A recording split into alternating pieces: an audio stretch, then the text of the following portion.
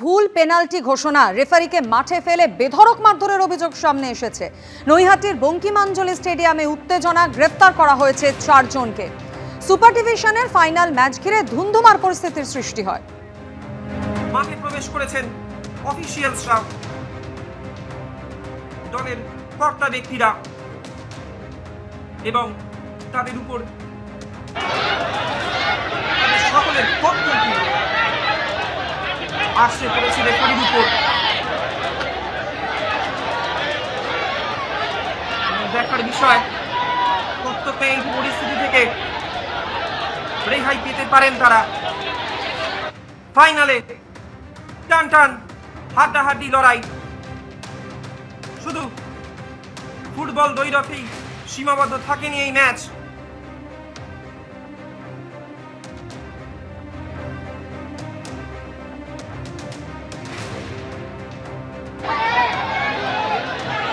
এবং রীতিমতো রেফারিকে কিন্তু এখানে নিগ্রহের চেষ্টা না, এটা বাংলা ফুটবলের জন্য একেবারেই ভালো বিজ্ঞাপন নয়।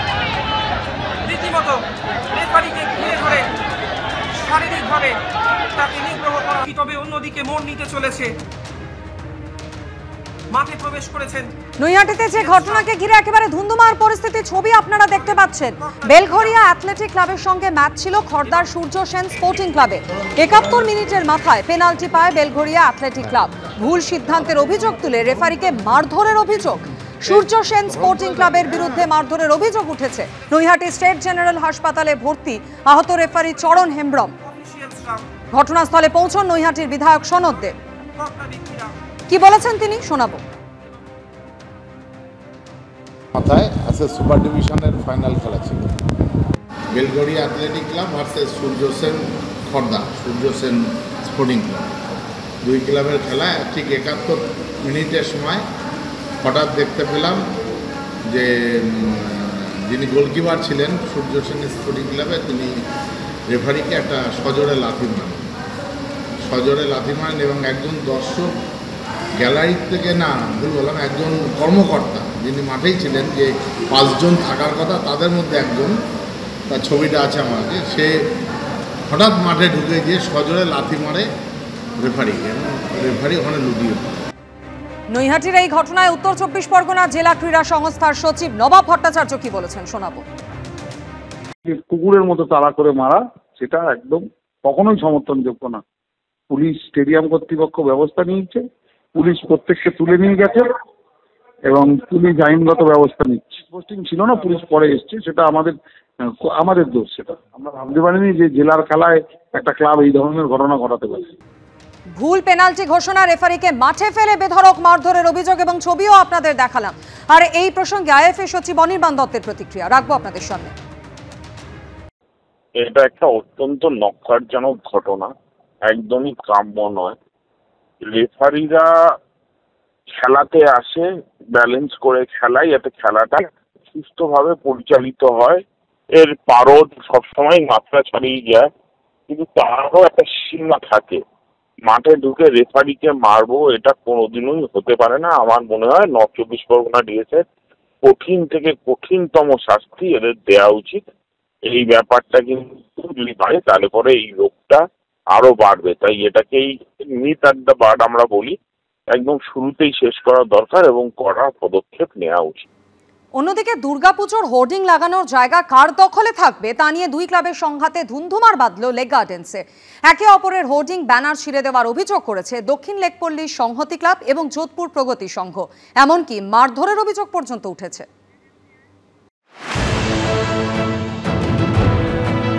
পুজো আসছে, তার আগে বিজ্ঞাপনের হোর্ডিং লাগানোর জন্য বাঁশের কাঠামো বাঁধা শুরু হয়ে গেছে কলকাতা জুড়ে।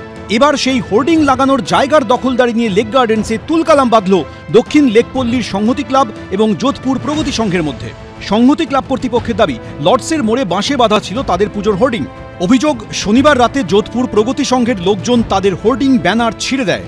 বাধা দিতে গেলে সংহতি ক্লাবের সদস্যদের মারধর করা হয় বলেও অভিযোগ। লর্ডসের মোড়ে উত্তেজনা। ইতিমধ্যে এখানে যে পুজো কমিটির সদস্যরা আমাদের সামনে দাঁড়িয়ে রয়েছেন, যেটা অভিযোগ যে এখানে বিজ্ঞাপন আসতে শুরু করা হয়, সেই বিজ্ঞাপনের যে ফ্লেক্সগুলো সেগুলো ছিঁড়ে ফেলা হয়। শুনলাম যে আমাদের লাগানো হোর্ডিং ওরা খুলে ফেলছে, তখন আমরা এসছি, আসাতে ওরা আমাদের ওপর ঝাঁপিয়ে পড়ে, 4-5 জনকে প্রচণ্ডভাবে ঘুষি, লাথি, চর থাপ্পড় আমাদের মারতেছে। এরা সব প্রগতি সংঘ ও পেছনে এখান থেকে প্রায় 600-700 মিটার পেছনে একটি ক্লাব, তারা এখন এই জায়গাটাকে দখল করার জন্য চেষ্টা করছে। তারা বলছে এই জায়গায় আমরা হোর্ডিং লাগাবো। পাল্টা এই ছবি দেখিয়ে যোধপুর প্রগতি সংঘের সদস্যদের অভিযোগ, দক্ষিণ লেকপল্লী সংহতি ক্লাবের লোকজনই তাদের ব্যানার ছিঁড়ে দিয়েছে। ট্যাকচারে আমাদের ওখানে আমাদের ব্যানারই ছিল, ওরা ওখানে সব গিয়ে আগের দিন রাত্রে সব ছিঁড়ে দিয়েছে। এমনকি ওই ফটোগুলো আপনি দেখতে পারেন, ওগুলো ছিঁড়ে জঙ্গলে ফেলে দিয়েছে, সব ছিঁড়ে দিয়েছে। এমনকি আমরা ভয়ে এই যে ওখানে আমরা এই যে ব্যানারগুলো করেছি এখনো পর্যন্ত আমরা লাগাতে পারছি না। এখানেই থেমে নেই বিবাদ। হোর্ডিং ছেঁড়ার ঘটনায় সরাসরি স্থানীয় তৃণমূল কাউন্সিলর ঘনিষ্ঠদের দিকে আঙুল তুলেছেন দক্ষিণ লেকপল্লীর সংহতি ক্লাবের সদস্যরা। তারা করছে ক্ষমতায় বলতে ওই ক্লাবের প্রেসিডেন্ট এখন আমাদের বর্তমান কাউন্সিলর মৌসুমী দাস, এবং ওদের যিনি চেয়ারম্যান তিনি হচ্ছেন কৃষ্ণ কুমার দাস, আমাদের বর্তমান যিনি মৌসুমী দাসের হাজব্যান্ড। যখন ওরা ওখানে ট্যাকচার করে আমরা যাই ওদের ক্লাবে গিয়ে বলি কেন এরকম করেছেন, তো সেক্রেটারি বলে না এটা ভুল করে ফেলেছি, এটা আমরা 2 দিনের মধ্যে খুলে দেবো। হুমকি দেওয়া হয়েছে এটাও অভিযোগ করছিল না, ওগুলো ভুলভাল বলছে। 2 দিন পরে ওনাদের ফোন করাতে ওনারা বলছে না আমরা এখন খুলবো না। তো আমরা থানায় যাই, থানায় বড়বাবুকে বলি।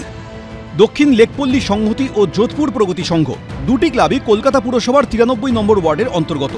যাবতীয় অভিযোগ অস্বীকার করে বিবাদমান 2 ক্লাবের কোর্টেই বল ঠেলেছেন এলাকার তৃণমূল কাউন্সিলর। নিজেদের মধ্যে মারপিট করেছে, উভয় পক্ষে ছেলেরা নিজেরা মধ্যে মারপিট করে ঝামেলা করেছে। 2টো ক্লাব মাঝখান থেকে কাউন্সিলরের নামে বদনাম করার কারণটা কি? দুর্গাপুজো সম্প্রীতি ও মহামিলনের উৎসব, কিন্তু তাকে ঘিরেও এখন দখলদারির লড়াই। আবির দত্ত, এবিপি আনন্দ, কলকাতা। সন্ধ্যের আকাশে রূপলি ম্যাজিক, আকাশ থেকে উধাও হলো চাঁদ। পূর্ণগ্রাস চন্দ্রগ্রহণ দেখল কলকাতা সহ গোটা ভারত। 82 মিনিট পূর্ণগ্রাসে রইল চাঁদ। একই সঙ্গে দেখা গেল ব্লাড মুন। দূরবীনে চোখ রেখে দেখা গেল শনিকেও।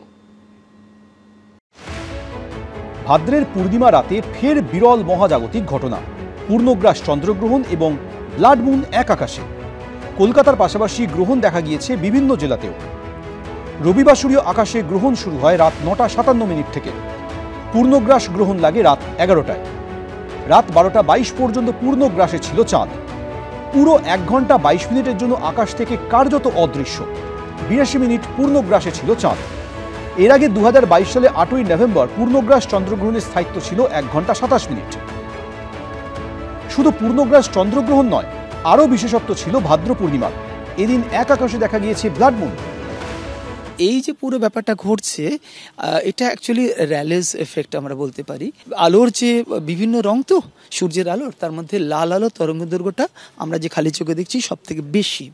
সেই লাল আলোটা এখানে মেনলি বিচ্ছুরিত হয়ে আমাদের চাঁদের গায়ে যখন এই এক্লিপসটা ঘটছে। পূর্ণগ্রাস চন্দ্রগ্রহণ দেখানোর বিশেষ ব্যবস্থা করে কলকাতার Birla industrial and technological museum. মহাজাগতিক ঘটনার সাক্ষী হতে সেখানে হাজির হন ছাত্রছাত্রী থেকে বয়স্করা। টেলিস্কোপ ওইখানটায় ভালো। রাত 2টো 25 মিনিটে পুরোপুরি গ্রহণ মুক্ত হয় চাঁদ। কলকাতা, দিল্লি, মুম্বাই, পুনে, লখনৌ, হায়দ্রাবাদ, ভারতের প্রায় সব শহর থেকেই দেখা গেছে গ্রহণ। এশিয়ার পাশাপাশি অস্ট্রেলিয়া, আফ্রিকাও সাক্ষী হয়েছে মহাজাগতিক এই ঘটনার। কোথাও কোথাও অবশ্য বাদ সাধে মেঘ। এদিনের আকাশে খুব কাছাকাছি আসে চাঁদ ও শনি। এটিই ছিল এবছরের শেষ পূর্ণগ্রাস চন্দ্রগ্রহণ। জ্যোতির্বিজ্ঞানীদের মতে এরকম দীর্ঘ পূর্ণগ্রাস চন্দ্রগ্রহণ খুব তাড়াতাড়ি ভারত থেকে দেখা যাবে না। তার জন্য অপেক্ষা করতে হবে 3 বছর। এবিপি আনন্দ।